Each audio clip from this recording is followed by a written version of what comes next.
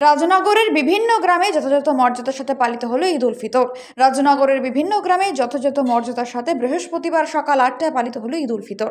দীর্ঘ এক মাস রোজা পালনের পর মুসলিম সম্প্রদায়ের মানুষ বৃহস্পতিবার ঈদ উৎসব পালন করলেন। এই উপলক্ষে এলাকার মুসলিম সম্প্রদায়ের সমস্ত মানুষ বিভিন্ন গ্রামের ঈদগাহ ও মসজিদগুলোতে ঈদের নামাজ পড়লেন। ঈদের নামাজের পর সকলকে মিষ্টিমুখ করানোর পাশাপাশি একে অপরের শুভকামনা জানালেন। একই সাথে শান্তির ও সম্প্রীতির বার্তা দেওয়া হয় বিভিন্ন মসজিদের ইমামদের পক্ষ থেকে।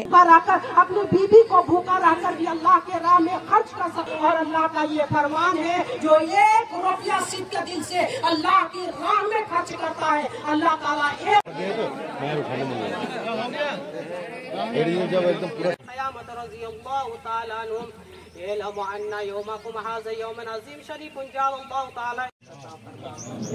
कायनात हम बदकारी मौला गुनहगारी मौला स्याकारी